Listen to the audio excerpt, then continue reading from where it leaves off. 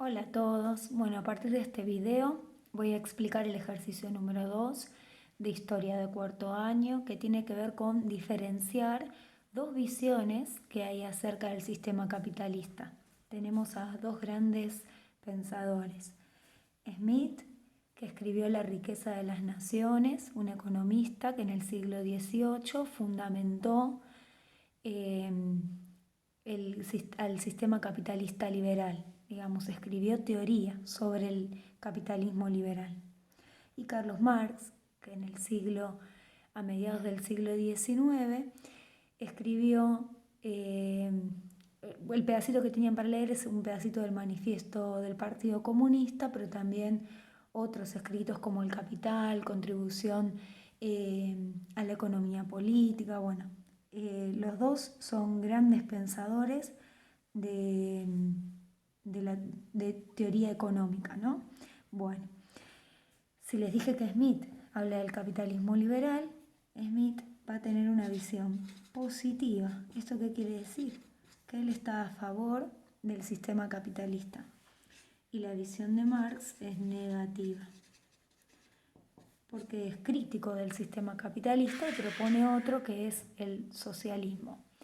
Les voy a pedir que para seguir el video tengan a mano las fuentes que teníamos que leer. Este video intenta explicar esta actividad. El pensamiento de Marx y de Smith es mucho más complejo.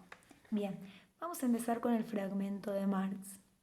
Vamos a leerlo juntos. Dice: toda historia de la sociedad humana es una historia de la lucha de clases. Ese es uno de sus conceptos. Toda la historia de la humanidad es la historia de la lucha de clases. ¿Qué significa esto? Él dice: sí, libres y esclavos, patricios y plebeyos, varones y siervos de la gleba, en una palabra, opresores y oprimidos. Es decir, para Marx va a haber dos clases: opresores y oprimidos. Que en el capitalismo van a ser los opresores, la burguesía, no porque sean malos, sino porque cómo oprimen al proletariado. Lo vimos en el otro video. Lo oprimen con la plusvalía, lo oprimen no pagándole todo por todo lo que producen, por todo lo que trabajan.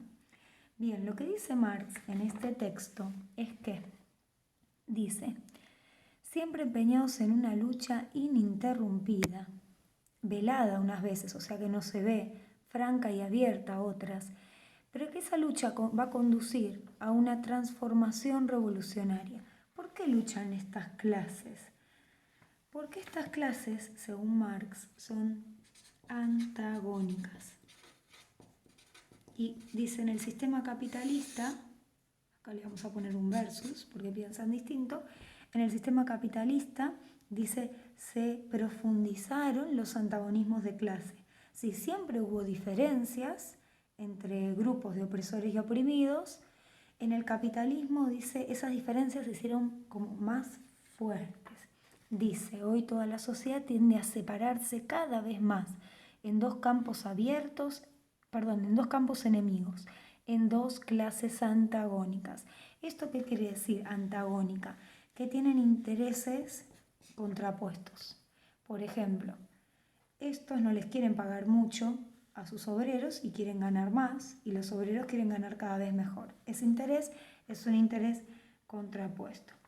Dice, resumo un poco: esa clase obrera moderna solo puede vivir encontrando trabajo, y solo encuentra trabajo en la medida en que éste alimenta a incrementar, o incrementa, sería ahí, estaría mal escrito, el capital. Es decir, el trabajo del oprimido incrementa el capital de la burguesía.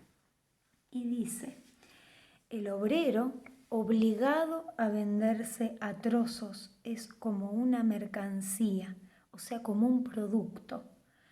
Como cualquier otra mercancía, dice, sujeta a todos los cambios y modalidades de la competencia, a todas las fluctuaciones del mercado. Sujeto a fluctuaciones del mercado. O sea, fluctuaciones son cambios, vaivenes, las crisis, ¿sí?, del mercado. Por otro lado dice se vende a trozos. No le queda otra más que trabajar a cambio de ese salario, lo vimos en el primer video, y si el burgués no le va bien, lo despide. Entonces este está sujeto a cómo le vaya en el mercado al burgués. Si puede le paga más, si no puede le paga menos o si no quiere muchas veces. Entonces lo que quiere decir es que está sujeto a esa libre oferta y demanda. Si hay crisis de sobreproducción y no se necesitan trabajadores, se los despide porque no hay que producir. Si hay mucho que ya se hizo, entonces se para la producción y despide a trabajadores, ¿sí? Eso quiere decir que está sujeto a las fluctuaciones, a los cambios que haya en el mercado. Por otro lado, dice, la extensión de la maquinaria y la división del trabajo a partir del uso de la maquinaria, pues estamos analizando que el capitalismo surge después de la revolución industrial, dice, el proletario, el obrero, esto era sinónimo de obrero, pierde carácter autónomo, toda libre iniciativa. Es decir, el obrero no es libre, pierde autonomía. Solo maneja una máquina, no tiene que pensar, no tiene que poner creatividad, solo tiene que prender o apagar la máquina, controlarla, estar en algún lugar de la maquinaria para realizar algo con ese producto. Pero lo que quiere decir Marx con esto es que no tiene la libertad de crear, como si lo hacía un artesano antes del sistema capitalista. El artesano creaba su silla, le ponía sus ideas con una forma, con otra. En cambio, en el sistema capitalista, con el uso de la maquinaria, se hacen todos productos iguales y entonces ahí el obrero no pone nada de iniciativa.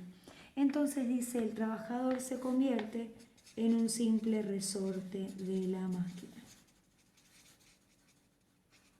O sea, es prácticamente una parte más de la máquina. Dice, ¿por qué sería como un resorte, como una partecita de la máquina? Porque se vuelve mecánico, su trabajo monótono, de fácil aprendizaje, hace siempre lo mismo, ¿sí?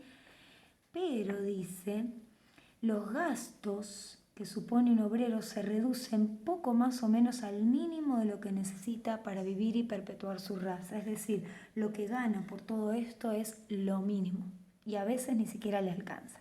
Bien, esa es la visión de Marx. Para Marx, a través de esa lucha, se podía llevar a la revolución para destruir el capitalismo y, no sé si se ve, bueno, dice revolución, e instalar un régimen socialista. Bien, vamos al texto de Smith, que es el que más problemas causó, es más difícil. Smith, dijimos, es liberal.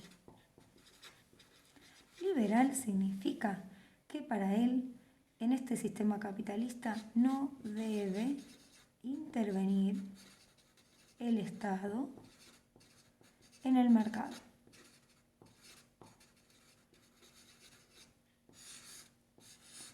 O debe intervenir mínimo, o sea, muy poco, ¿sí? No es que el Estado no interviene en nada, pero interviene en lo mínimo. Por eso es liberal, no es proteccionista. Un Estado proteccionista es el que interviene en la economía para proteger, por ejemplo, a los productos locales frente a los productos importados. Si vamos al texto de Smith, él dice, cada individuo intenta encontrar el medio más adecuado para invertir el capital de que puede suponer. Es decir, para Smith, las personas, cada individuo, es libre de invertir en el negocio que quiera. Negocio que quiera. Para Marx, el obrero no era libre. No podía elegir, tenía que venderse sí o sí a cambio de un salario. En cambio, para Smith, cada uno es libre de invertir. Lo que no puede explicar Smith es qué hacen los que no tienen dinero para invertir. Pero bueno, dice, cada uno según su interés individual. Esta era una de las preguntas. Quiero fabricar zapatos y fabrico zapatos. Quiero fabricar tortas, fabrico tortas. Quiero ser un empresario de la informática y bueno, me dedico a realizar y vender computadoras. Según Smith, somos libres de eso y eso es el interés individual.